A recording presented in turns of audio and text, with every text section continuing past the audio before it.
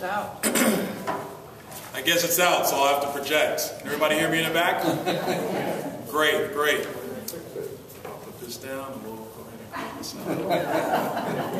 out. Ladies and gentlemen, my name is Byron Donalds and I am running for the United States Congress.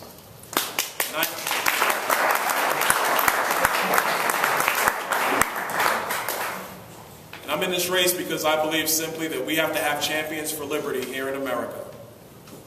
Now, I know many Republicans here in our district, and if there's one thing I am assured, we can't wait to give the president a job title best suited for him, and that is former president of the United States. But what are we going to do with our congressional seat here? You see, I believe there are two jobs for a congressman here in America. The first job we all know, and that is to go to Washington, support legislation, pass it, put it together, make sausage, like they like to say up there. But I believe there is a second job, somewhat of a more important job.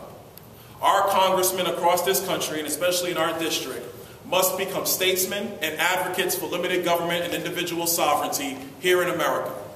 We have to be clear that our vision as a party is to preserve America for the next 100 years, because that is the thing that all Americans want, no matter their party affiliation, no matter where they live, no matter how they think. The preservation of the greatest nation God has ever known is what is crucial to our society today. And that is what our leaders must understand, and that is what they must fight for. But let's talk about the first job, policy. As the Colonel alluded, I am a supporter of the fair tax. I support the fair tax for one very simple reason, because it changes the relationship between the federal government and the people here in our society today. In about 5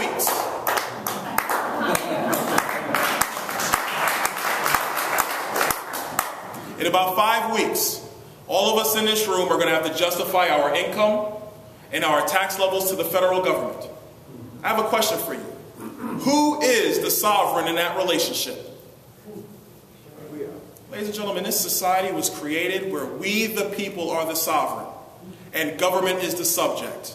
And if you want to get a handle on that relationship, you must have complete and utter changes to our federal tax code. And I believe the fair tax restores a proper relationship in our nation. The other thing the fair tax does is one other very simple thing. I believe it is immoral that the federal government reaches their hands into the pockets of our workers on the 1st and the 15th, taking the fruits of their labor before they even have an opportunity to spend their dollars on themselves.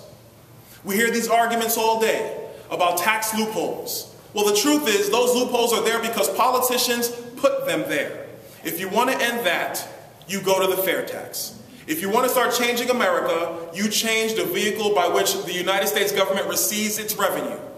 You have them become the subject. You restore us to be the sovereign. And that is why I am a supporter of the fair tax.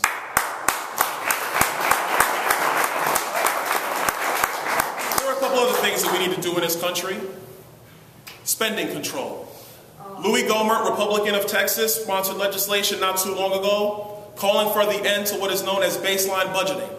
If you eliminate baseline budgeting today, the effect on our budget for the next 10 years is a decrease in spending of $9.1 trillion. I think S&P wanted us to cut about $4 trillion.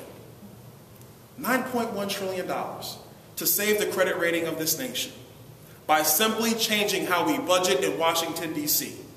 Ladies and gentlemen, none of us in this room baseline budget. Our budgets don't increase between 5% and 8% per year just because we're living. That is insanity.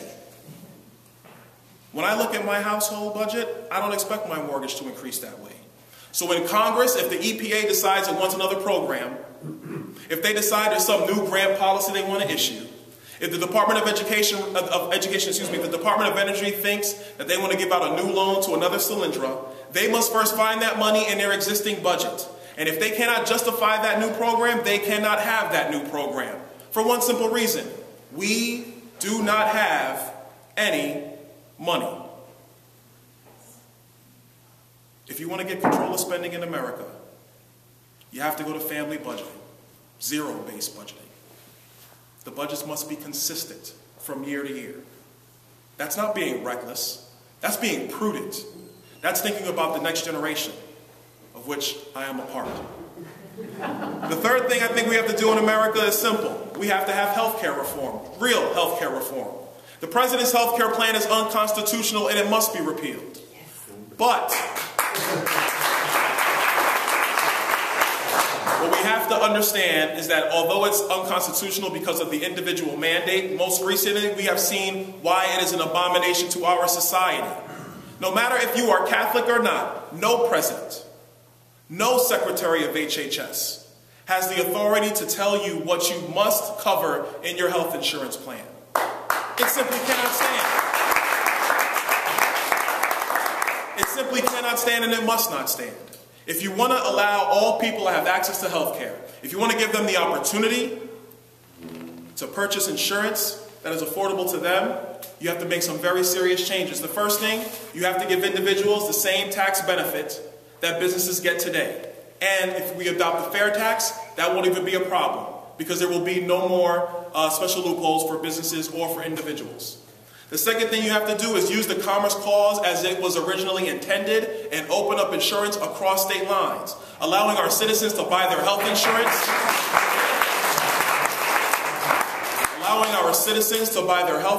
the same way they buy their auto insurance. If it's cheaper in Idaho, go to Idaho. If Ohio has a plan that best suits your needs, go to Ohio. Ladies and gentlemen, we buy iPads from China. I think we can buy health insurance from New Mexico.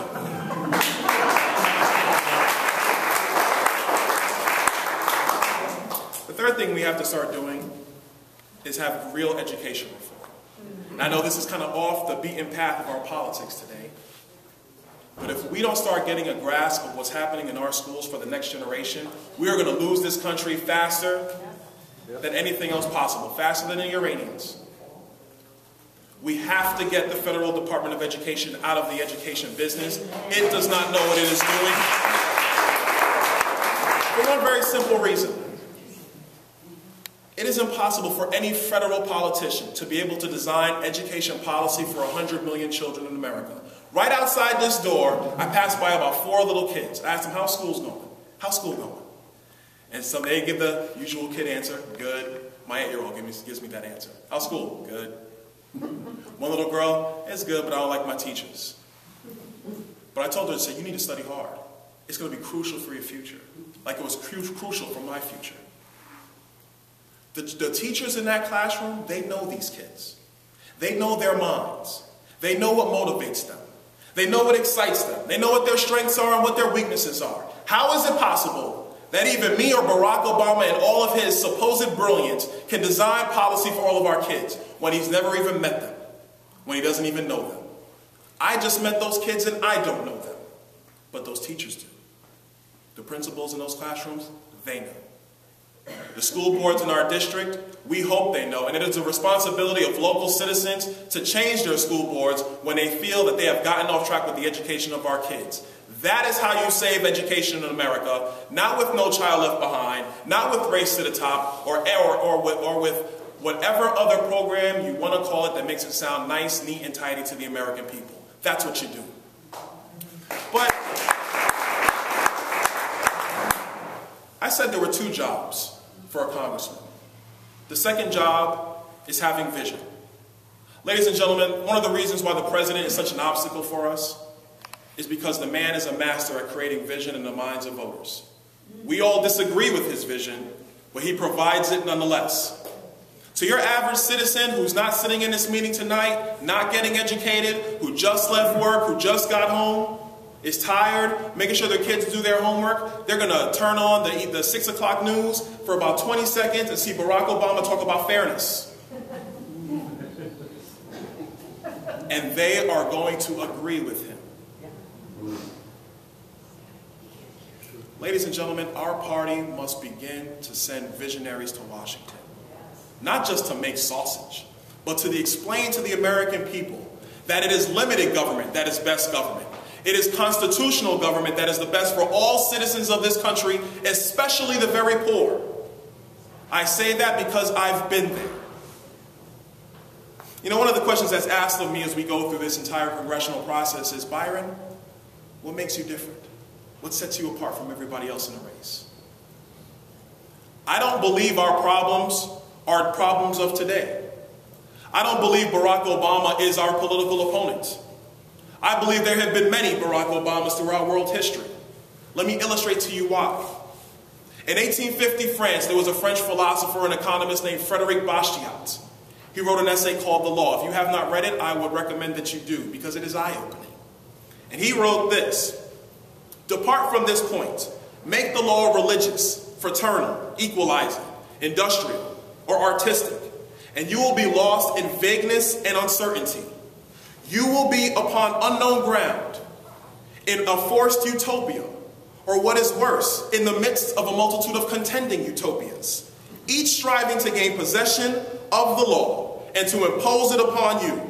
For fraternity and philanthropy have no fixed limits, as justice has." Ladies and gentlemen, don't we find ourselves in the midst of contending utopias today?